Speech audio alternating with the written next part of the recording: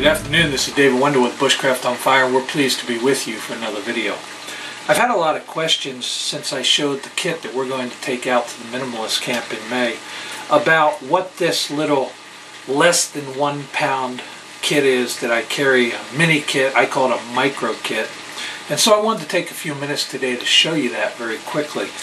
The first thing that I have is everything segregated into the rules of 3 and what I need. So on the very outside, I have some cordage as well as a large garbage bag.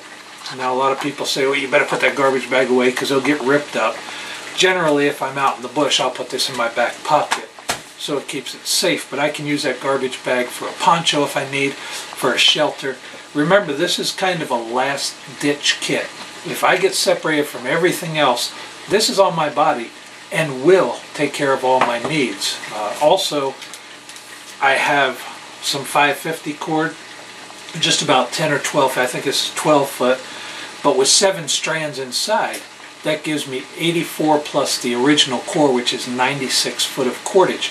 I can use that inner strand for fishing line, I can use that inner strand for sewing thread, for any kind of small jobs, as well as the outer sheath as well. So it gives me a little bit of cordage to carry with me.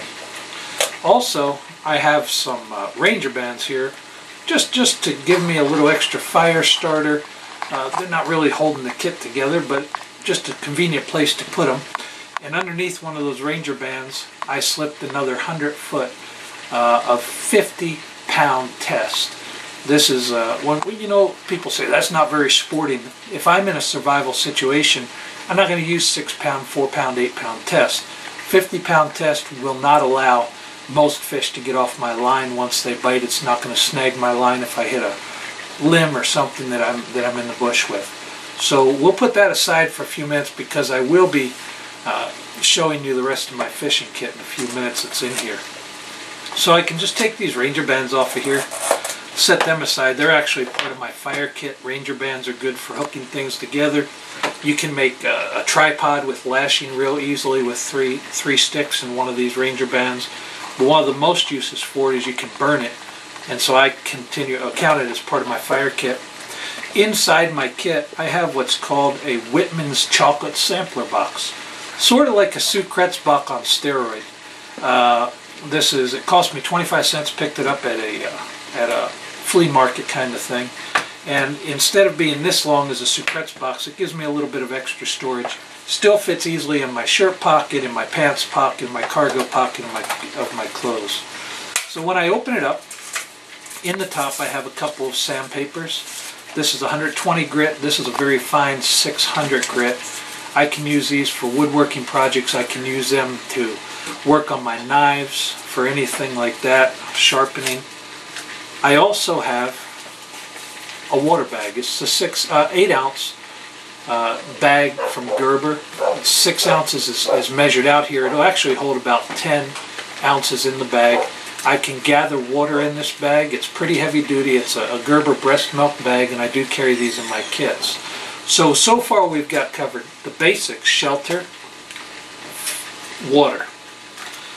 I also have, of course, inside I've got the kit itself that I can boil water in. And so that's helpful if I need to boil my water for purification or anything like that. I want to try and separate these for you into components that are necessary for living. So the next thing is I've got water, I've got shelter. The next thing is food. I've got some split shots in here. I've got a little bit more monofilament line, again 50 pound test.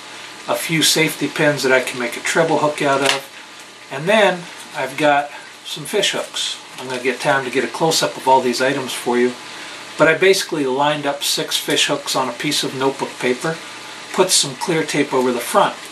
When I get ready to use this, I can just push the hook out the paper, kind of like pills that come in an individually wrapped container, and that idea came from Ron Hood. Thanks for that, Ron. It's a great idea. So there's my food kit. I can also use that to snare birds. I can use that for all sorts of different items. I've also got in the food kit about 10 to 12 foot of snare wire. This is 24 gauge, snare wire. And I can use that for snaring, for tying things together, for all sorts of different purposes. As far as signaling, I have a couple different things. I have a little photon light here, as well as a signal mirror. I carry both of those inside. I do not have a whistle in this kit. It's very easy to make a whistle in the bush, so I'm not too worried about a whistle. But I do carry at least a signal mirror. I also carry this little light, which gives me some kind of signaling in this MicroKit. Now let's get to the fire kit. In the fire kit, I have, oh, where is it? Okay. In my fire kit, I've got a ferro rod. I've got a striker, so I can strike this, light flames. I also have individually wrapped in a couple straws some cotton balls, and what I did was just burn the ends off this. Maybe we'll do that in another video. Soaked in Vaseline. I've got a couple of them that I can take with me, and that'll get me a fire in pretty much any condition. Also wrapped inside this aluminum foil is one of those little trick birthday candles, the kind that won't go out no matter what you do. And so I've got that in there. Once I get a fire lit, even in windy conditions, that would give me a way to keep that fire going for a little while if I had to. Also in here, I've got a button compass. This is a pretty accurate little compass, and the button compass will help me with signaling and direction again. I've got a small first aid kit, nothing major, but some band-aids, a couple of knuckle band-aids, a couple of butterflies, and a couple of standard band-aids, as well as about 4 foot of adhesive tape. And again, being this is a MicroKit, that's the extent of my first aid there. Now also for fire, I have a magnifying glass, but this serves more than just fire purposes. If I need to see to get a splinter out, if I need to see something up close for whatever reason, I can use that magnifying glass. But of course, I would count that in as my fire kit as well, because it will help me to keep things lit if I've got sun. I've got a few small nails. These are for many purposes. They fit in the kit nicely, so I keep them in the kit. I also have a razor blade, the single edge razor blade, and let's see if I can get this out of the package for you. This one's never been opened, but that gives me a secondary blade that I can use if I run out of totally everything. I generally keep a knife on my belt with me, and I also keep my weapon on my belt with me.